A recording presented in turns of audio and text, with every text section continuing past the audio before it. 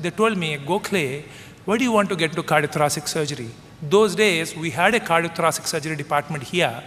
We were only putting the chest tubes, doing closed mitral valvotomies, PDA closures, and some lung surgeries. Why do you want to do that? Go for surgical oncology, go for urology, a lot of work can be done, and go for plastic surgery. There's so much that can be done. Cardiothoracic, there is nothing. You will get stung. You are jinxed if you become a cardiothoracic surgeon. Deep inside me, I want to become a cardiothoracic surgeon. Now I am confused. What is this happening? Then I asked the opinion of a few people I had. Then I met Professor Nayudamma. You all know, a pediatric surgeon, a very senior man, well-respected man. First time I saw that needles can be used with the needle holders and we can do the surgery. Those days we all used to hold the needle with the hand and then stitch them. But then he said, Gokhale, don't worry. You never know how the future is. What you like, do it. Just don't listen to anyone. But be the best in that. If you want to be the cobbler, be the best. That's it. I never looked back. I do not have any regrets. I have seen enormous transition in cardiothoracic surgery from nothing to transplants to minimal access surgery. Sky is the limit. So what I want to tell you is, please do not get biased by a specialty. You like pathology, take pathology. You like pharmacology, take pharmacology. You like to do surgery, you take it. Don't go by how the practice will be, how the name will be, because we know of the tailors, we have got a huge name. We know of the people who stitch our chappals. Then there are people who made tons of money who had a big name. So don't worry if you want to be a cobbler, be the best. Remember that whatever you want to do, just do it. Don't ask anyone. If you have any doubt, if you have a confusion about 2-3 specialties, go and spend a few days there. Get your gut feeling. Don't listen to anyone except for your gut. But the condition is try to be the best in that. Now, as Professor Raju Naidu said, we are in a profession where there are changes. Every day there are changes. Even in cardiothoracic surgery, what I know is like a drop in ocean. There are so many things are happening. So we need to update ourselves. So once we think we get a degree, we think we know everything. We do not know anything. We only got license to practice. But we have a life in our hands. We have the responsibility in our hands. So we have to be the best. Imagine every patient that is related to us, then you know how much stress and strain the patient attendants go through, and there is no other area. If suppose there is a beggar outside, then if you are going to a movie or to a 5-star hotel, how many of us will give 5 rupees for a beggar who is standing at the traffic lights? We don't even find like giving 5 rupees that easily. We all give that easily.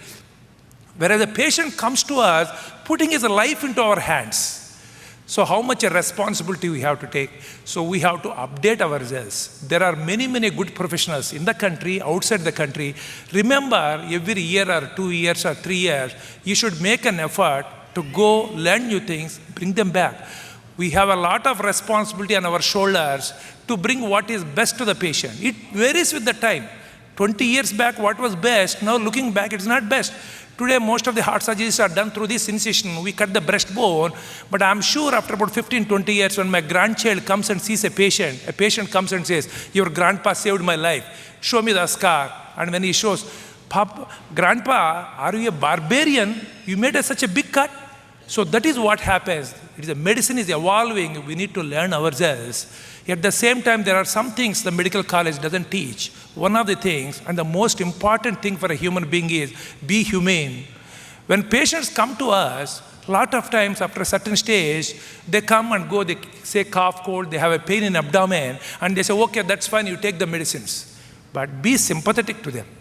It is very, very important that we are involved with them, because 50 to 60% of the problem for a patient is psychological. Any problem, even a patient with a cancer, they may know that they are dying. But when you give an ear to them and talk to them sympathetically and listen to them, that makes hell of a difference. You can see the smile in the face of the person going out of your clinic room. It's absolutely important that first you be a good human being, then only you become a good doctor. I prefer that type of doctor than the best surgeon.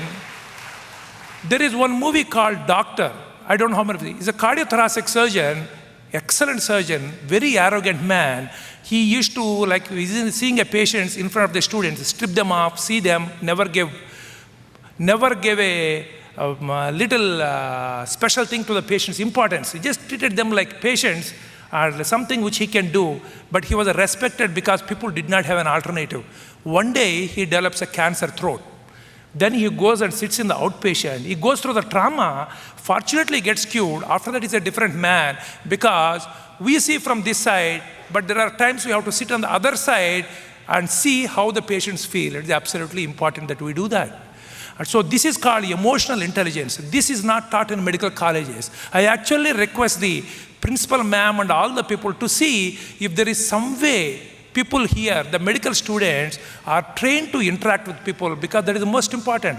Some of the most successful people in the classes who spent in the library, who got first marks, have been a failure outside because a patient wants a humane doctor. Not necessarily the best treatment, but you will see sometimes patients, we operate, we tell them the risk, talk to them. We are not God. We cannot save everyone. Some patients die. But when they are going back, if they tell you, doctor, you have done your best, it's unfortunate that we lost the patient. That is the spirit we have to raise in the patients. Definitely not. These people have taken the money, they never listen to it. That is not it. It's absolutely important that we do that. And one more thing we have to remember is thankful to the teachers, to the parents. Most of the times, we think we have achieved things. It is nothing that we have achieved. Sir Isaac Newton said, I'm able to see this far because I'm standing on the shoulders of giants. Today, I'm able to do a transplant. That's because, not because I'm great or anything. I just copied what guys were doing in America. I have not contributed, trust me.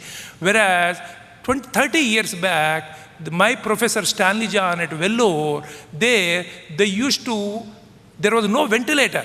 They used to bag with a hand, do a surgery, bag until the patient is extubated, then ventilators have come. Now, after all those people working so hard, the professors are working so hard, now I go and operate the patient in 2.5 hours, and I don't even look back. The credit doesn't belong to me. Doesn't belong to you. It is to our teachers who contributed. So it's our responsibility that the next generation, we also contribute, take it to the next level. Many a time you keep cribbing. See, I'm very good. I do not have an opportunity.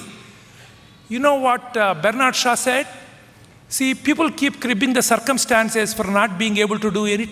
It is not that. People who survive in the world, they either look for the circumstances or create the circumstances. You create it. If someone has not done what? If someone in the world can do something, you can do. Because they are no different. Your mind power is so much, you can do as much as anyone. No one is born great. Only thing is you have to put a lot of hard work, lot of discipline. If you want to be successful, you want to work hard, you have to have discipline, you have to keep learning yourselves in the forefront and then be humane, and that will take you to wherever you want. Don't forget this. And when I said hard work, I want to tell you one quotation. This is not actually, there is one great cardiologist who is an alma mater of this college, Professor Somarazu. He contributed a lot to the cardiology in this state as well as country. And once I went to his office, this is almost about 10 years back, and I found this outside his office. I want to read this before I close. God created man to work. Work is man's greatest duty. Man is nothing. He can do nothing, achieve nothing, fulfill nothing without working. Work is man's most dependable function. If you are poor, work. If you are rich, work. If failure discourages you, work. If success encourages you, work. You have been burdened with unfair responsibilities, work. You have been entrusted with deserving responsibilities, work. You have not been paid fairly, work. You have been paid handsomely, work. When dreams are shattered, work. When faith falters, work. When future appears bleak, work. When hope seems dead, work. Work is the greatest stress buster. Work is the mightiest morale booster. Work is equally effective disease fighter. It is true. People who work hard get less problems than the lazy people. If you neglect your work, you invite worry, fear, doubt, and debt. Work is the greatest solution for all problems. So work, work, work, and work sincerely. Okay, I wish this batch of 2008 the very best. I hope to see these people bring a lot of laurels to this great medical college and institution. Thank you very much again.